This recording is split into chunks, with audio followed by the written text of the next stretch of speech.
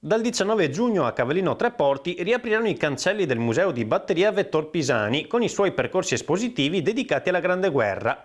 Aperta al pubblico per la prima volta il 9 luglio del 2017, Batteria Pisani è diventata presto il fulcro del circuito museale diffuso di Via dei Forti e anche in questa nuova stagione espositiva si presenta al pubblico con rinnovati appuntamenti divulgativi.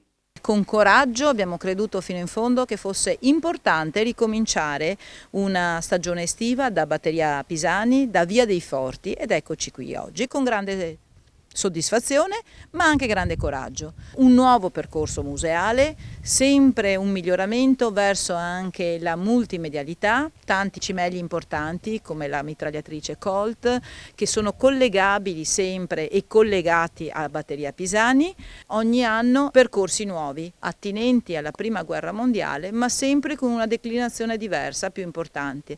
Quest'anno, come lo scorso anno, avevamo già iniziato un percorso per i bambini, per i ragazzi, perché dare ai nostri ragazzi la possibilità di un percorso, di un'emozione nella storia è importantissimo, perché un'esperienza di questo tipo può veramente cambiare la vita dei nostri ragazzi e avvicinarli ai nostri monumenti, avvicinarli al nostro territorio, avvicinarli alla nostra cultura.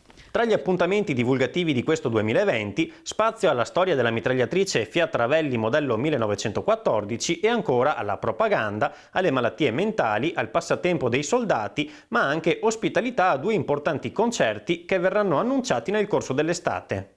Nel 2019 com'è andata Batteria Pisani? Quanti sono gli ospiti che ha accolto?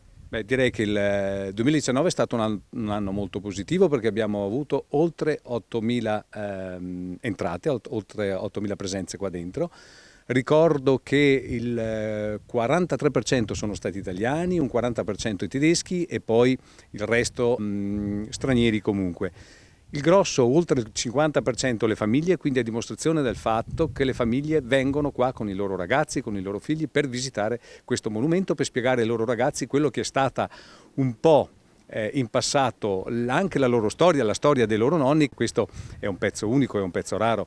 Qua il leitmotiv, lo diciamo sempre, costruiamo il futuro sul passato, con delle mostre, perché non dobbiamo dimenticare la nostra storia, ma deve essere vista e trasferita specialmente alle nuove generazioni sotto un certo punto di vista, non cruento, non brutto, ma un qualcosa, non dico di bello perché non lo possiamo dire, però qualcosa di palpabile, capire quello che è stata anche la nostra storia.